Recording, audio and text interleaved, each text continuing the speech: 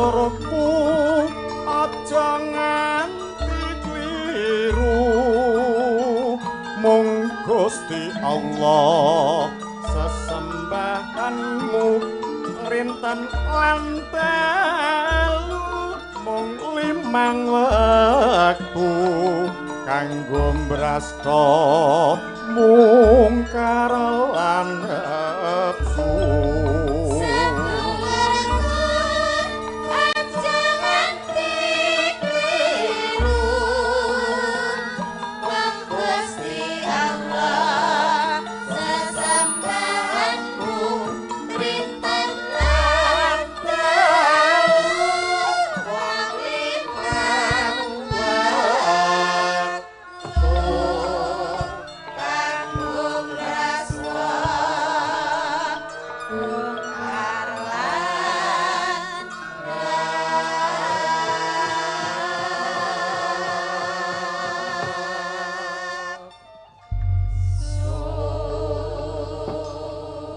Alhamdulillah, sowan komplit miturut dawuh pangandikane Mbah Lurah.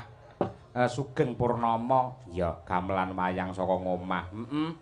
Kanca-kanca karawitan ingkang winadahan paguyuban Madangkara ugi jangkep sowan. Ya, klebu para waranggana iki pancen arep mbothok sinden kelakon ya, Mak. Cacahe ana 8 tur dawuh Mbah Lurah. Wiwit saka panitia nganti tekan para seniman seniwati kabeh kudu ngagem busana ingkang sarwa cemeng, ireng, langgeng. Oh iya sempulur. Pancen kaya ngono kuwi. Tur dasare awake dhewe kudu semangat lho nduk wong panitiane perangkate kabeh iki tukang pencak. Wah iya. Piyai hebat kabeh. Temenanan rata-rata PSHT. Iya. Monggo sesuk bengi awake dhewe dipiji sowan ning Padepokan Agung Pusat PSHT Madiun. Salam saking Mbah Lurah mriki benjing kula aturaken dumateng para pepunden ingkang mapan wonten ing Madiun. Iya. Sinden komplit ana 8 iki mingkang minangka mepet karo dalang iki malah bintang tamu sing pancen lagi naik daun. Genduk Niken Salindri sangat luar biasa. Mongko sore mau isih ana ing ngendi nduk sore mau nduk? Neng lo ceret lho kaya ngono kuwi saiki ning Pace sesuk wis minggat ning dineh mbuh. Ha iya. Bocah kok tanpa leren. Nah, mumpung awake sehat walafiat ya pancen butuhe nglipur karo warga masyarakat lan uga nderek nglestarekake budaya. Mila kula nyuwun dumateng para warga sedaya ingkang pareng jenak pinarak mligine penggemare Mbak Niken Salindri, mugi-mugi genduk Niken tansah dipun paringi sehat walafiat. Amin ya rabbal alamin. Ana layang iki sing tak dhisikke saka Mbah Lurah karo Bu Lurah iki. Ngersake apa? Request lagu Bukesi Kutut Manggung Lesung Jumenglung ngrebab mangke ingkang nembang utawi ingkang suluk menika Mbak Niken Salindri. Mbak Niken Salindri kasuwun nembang lestari lamunan pujaningsih kitir sumilir jan sak kaset. Lah iya elok men wis dijatah kaya ngono. Luar biasa nggih. Mangke kula aturaken aja mengke saiki pisan diaturake. Luwih dhisik iki ya Slindra Sanga Mas. Ayo sing lawas ya kuwi Lesung Jumenglung diaturake. Engko bar iki terus Mas Edi mangke rebab panjenengan manglembarke dumateng Bukesi. Terus Bukesi sing rebab engko anak wedok Niken Salindri sing suluk patetan Sanga Banyumas. Wah iya. Saiki ngaturake Lesung Jumenglung luwih dhisik. Monggo Cak, Madangkara katur Pak Lurah saha Bu Lurah dan perangkat masyarakat. Ya.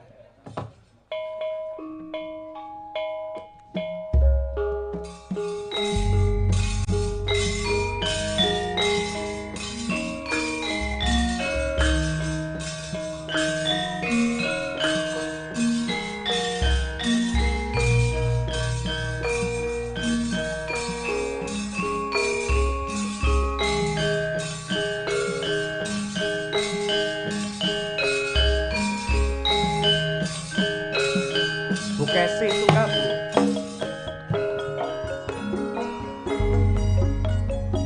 Lesung Jumenglung seru imbal-imbalan lesung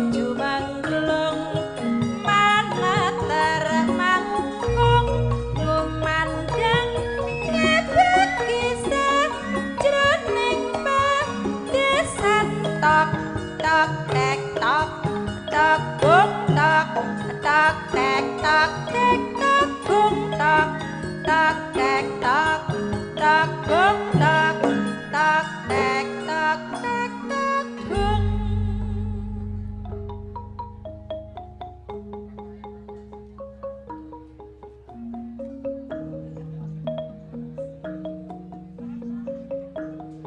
Aku.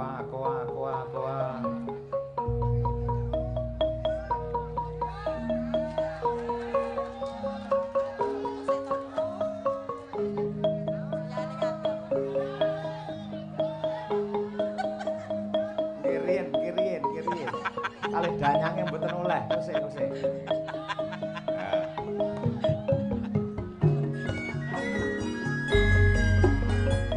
Lesung jumangklung suitan tinggalan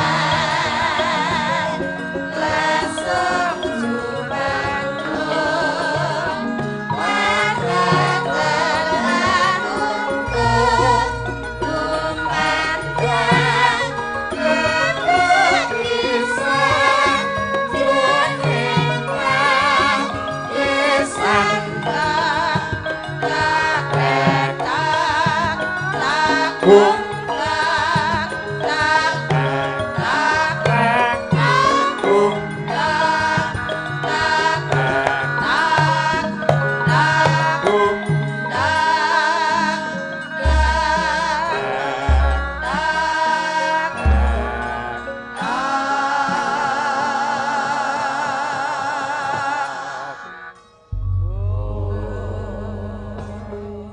Siji kom. Ayo, bar iki apa? Ya iki mumpung larase sik Slendra Sanga. Mas Edi tapi rebabipun Mas Pentiasta karo Bu Kesi engko sing suluk ben genduk niken mergo iki request pamundhut saka Bu Lurah. Iya, le manti-manti sangat luar biasa aja nganti lali. Coba tak aturake lega.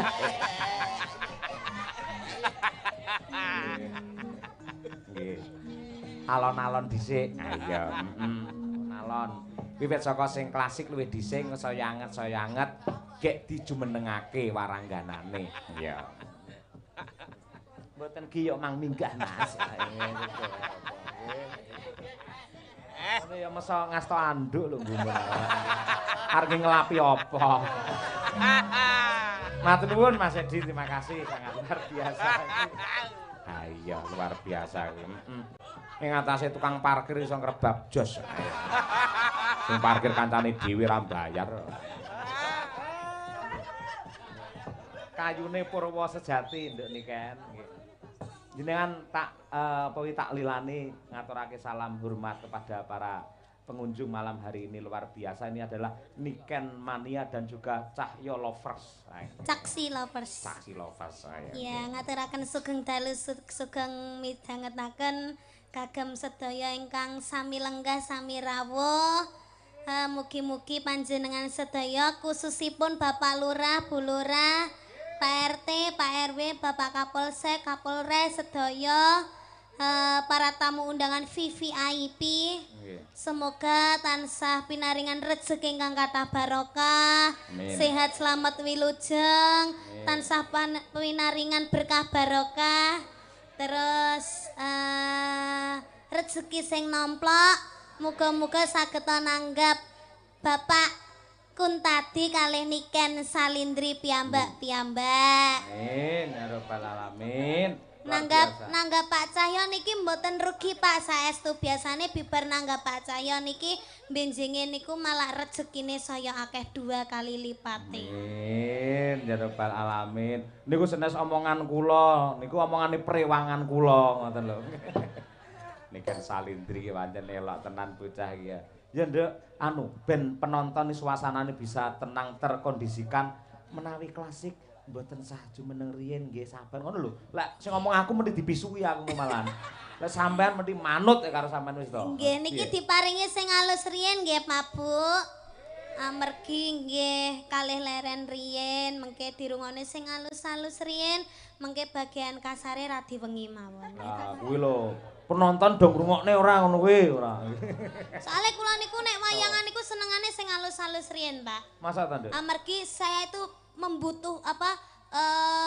membuktikan bahwa saya itu tidak hanya gending-gending sekarang saja tapi gending-gending zaman dahulu itu mengikuti Luar bisa. biasa. Klasike gitu. ya mateng. Tepuk tangan tuh Niken Salitri luar biasa.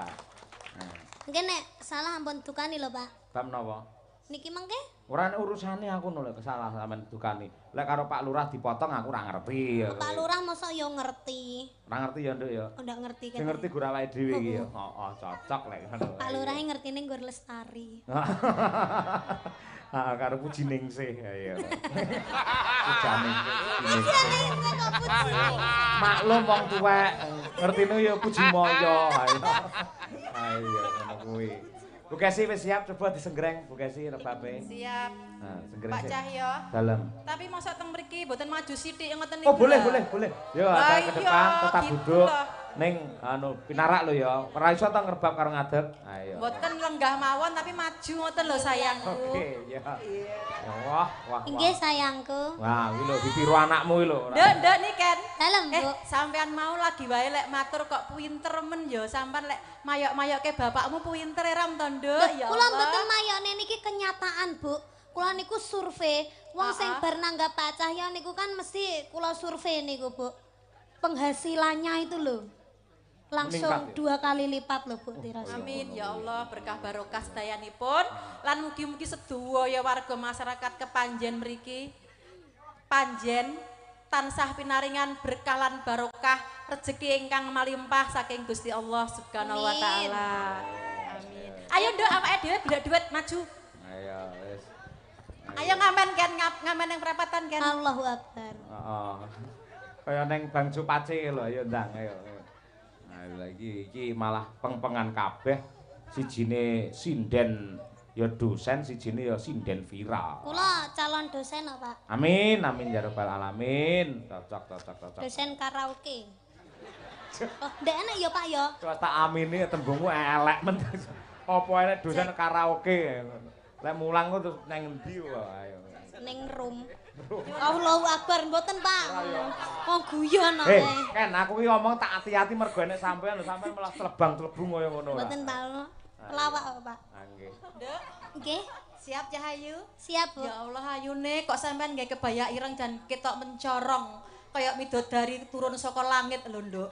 Ning ora turun saka taksi, tenan saka langit tenan. Lah nggih kan selendangnya kan carry to, Bu. Carry ning Nganjuk. Aku ora melu-melu. Iki kan ning Nganjuk iki. Aku ora melu-melu lho. Iki ning Nganjuk, Bu. Iya Nduk. Iya. Makane sampure iki tak gawa. Oh iya Cahayu. Bu Lurah, Pak Lurah nyuwun sewu menika pancen ingkang ngersakaken gending menika danyangipun kepanjen mriki. Nggih. Coba. Danyangi berarti lek sampun meninggal nggih, Pak. Loh, kok sik danyangi loro, Nduk. Danyang katon karo sing ora katon. Sing ora Nggih. katon sampun sedo para leluhur tumrape piyai panjen mriki lek danyang katon. Ya sing do nyang mirsani wayang ya danyang. Kuwi lek karepe ora dituruti ya ngamuk kuwi rumahmu kuwi. Walah, nggih nggih, Pak. Ngono kuwi. Heeh. Nggih. Tong, toli deleteng.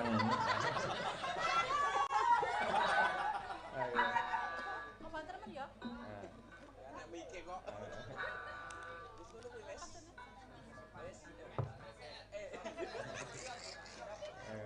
Saged, Bu. Kula pasne napa pripun? Aja lek musuh niki kan malah pedhot senare wingi.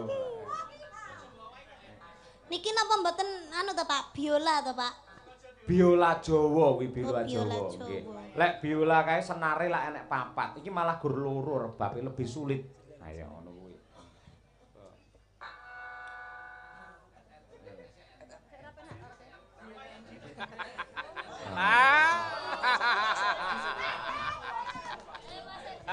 Pancen tak sengaja.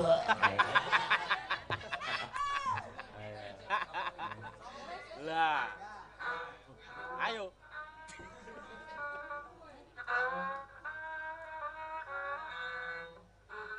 Saya rong penake Mas Edi, benakno Mas iki. Ya, sing ngak-ngaku ora. Engko lek nganti di streaming elek engko bojoku ya aku ya melu kenek aku ayo. Apa kaya apa? Ajet. Nah, kuwi pawange rebab lha kuwi. Perlu kehalusan mergo rebab kuwi. Kuwi mau Pak Edi sampean. Bener Pak. Men dipluntiri terus kok e. Ha iya. Mula mesakne bojone ning omah gur diuntir ae.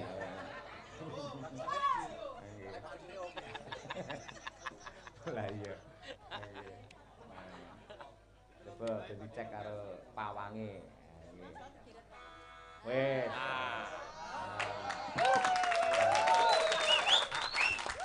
Engko ngalih rono ngok ngono neh engko ora. Sik entuk keploke pipine wis abang kok. Aja to, Nduk. Kuwi piyayi anteng dhewe sak rombongan kuwi lho, ora tau piye-piye. Sendika dawuh Kakang Mas. Coba rebabe begini. Nah, wis kuwi. Ayo. Ayo.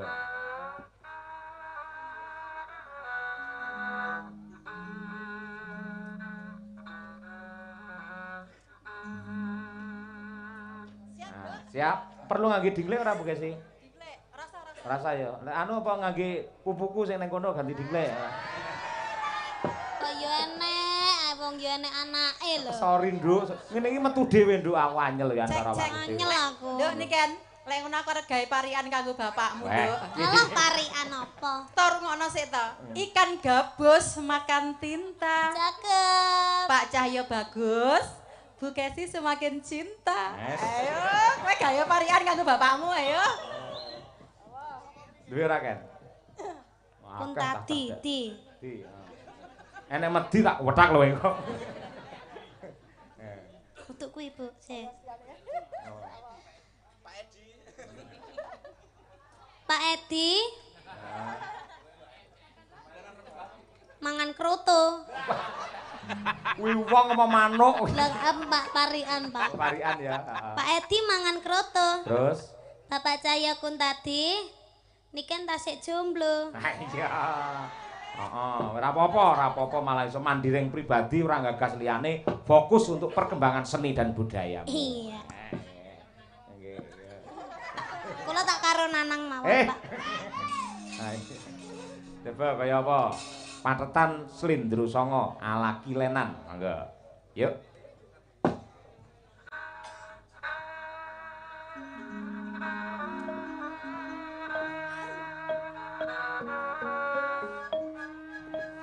Kayune para wasa jati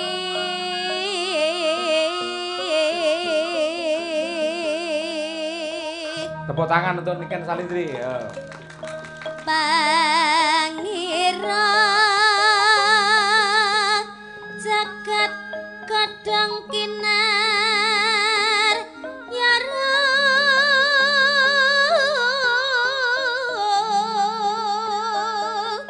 mambe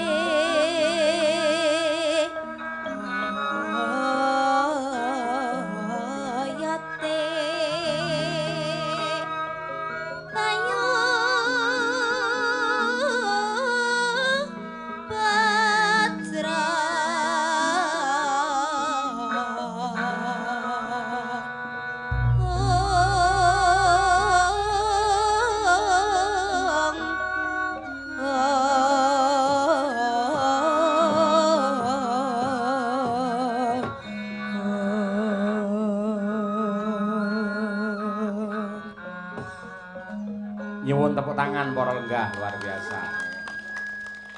Witing klapa Jawa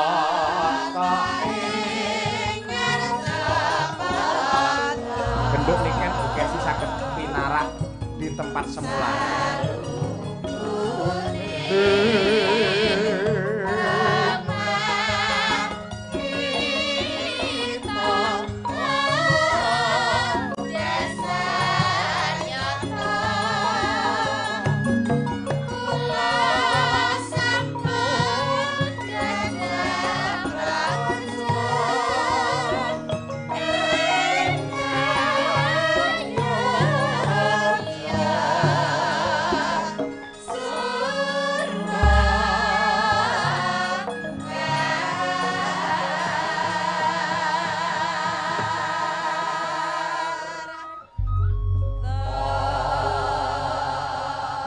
Matur sembah nuwun setunggal pamundhut saking Pak Lurah saha Bu Lurah wujudipun suluk patet songo wantah gagrag Banyumas sampun dipun aturaken dening genduk niken salindri kanthi pengrebab nenggih Ibu Bremara. Bremara. Kuwi. Ugi request lagu saking Bapak Tawar Penebas ngersakaken podang kuning kalian santri pekok untuk warga masyarakat Kepanjen. Yo saiki sinden Madangkara ditampilke luwih dhisik men iso keratan yo Mak. Umi Hafifah bersama Mbak Diajeng Tandra Mulya. Yo coba kaya apa tukung-tukung. Dados.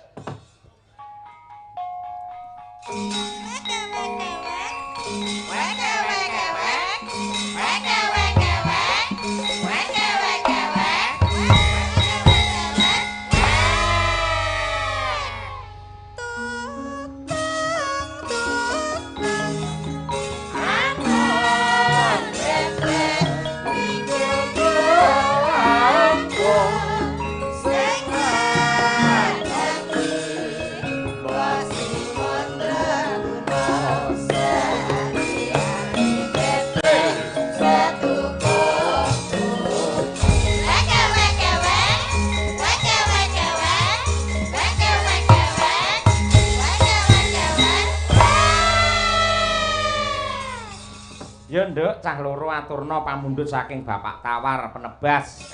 Nggih. Podang kuning. Ya dibawani ya Mak. Diwiwiti saka ingkang senior luwih dhisik Mbak Chandra Mulya. Coba kaya apa? Asmarandana podang kuning. Monggo Mbak Chandra. Nadyan wujud temong peksi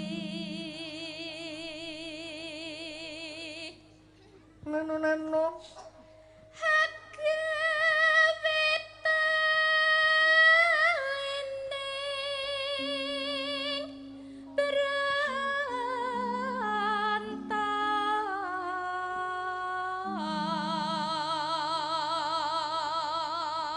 sak garis melih. Halus manis nengsep make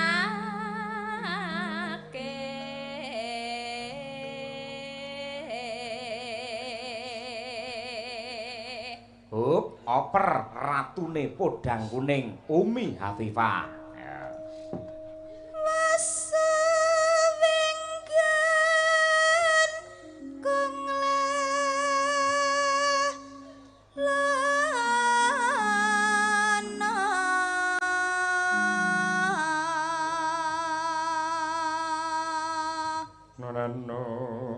Golek isi podang jenar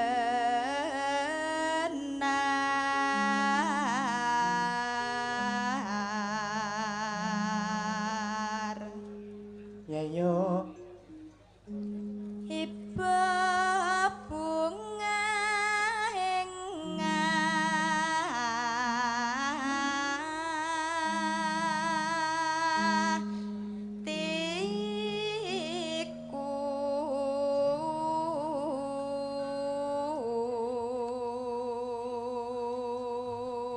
Terakhir berdua.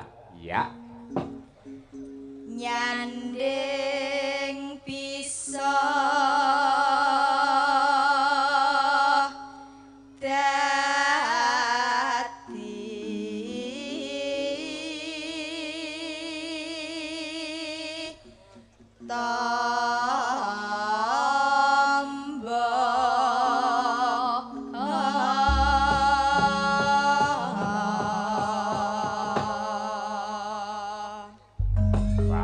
secara spontanitas parandene ya iso dinamis cah loro kuwi ya Mak.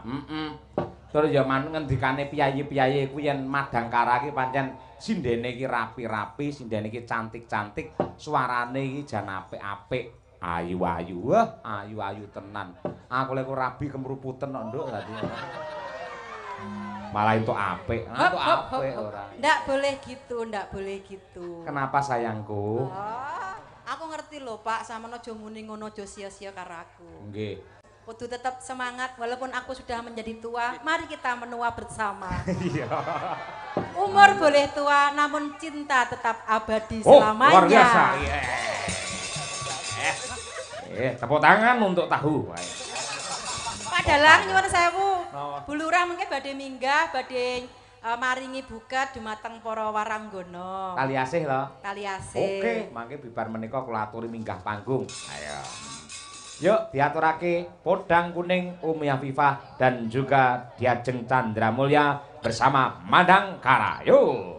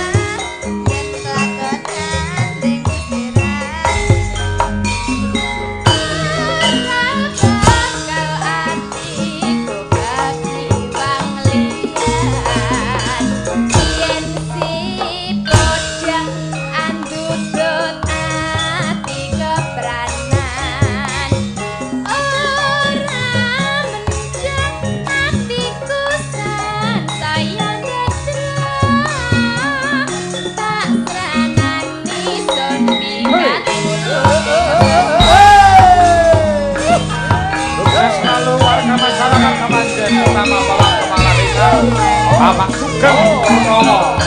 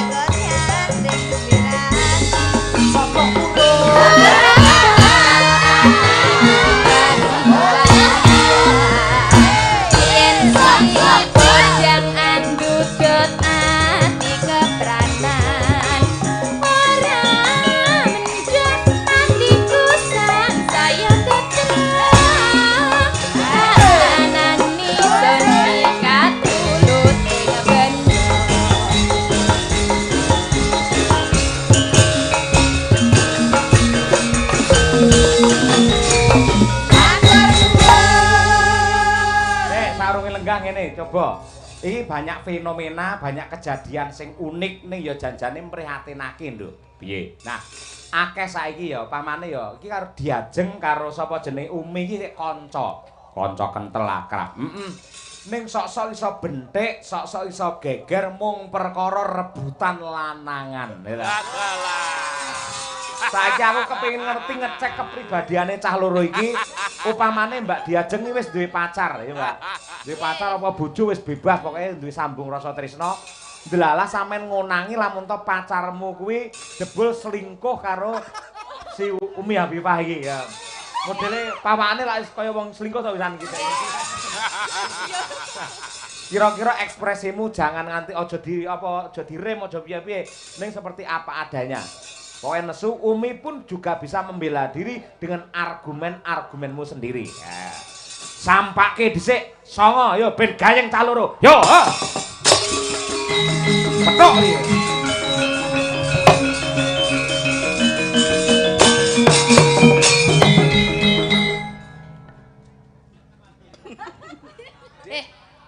Nyapa kowe guyang-guyu?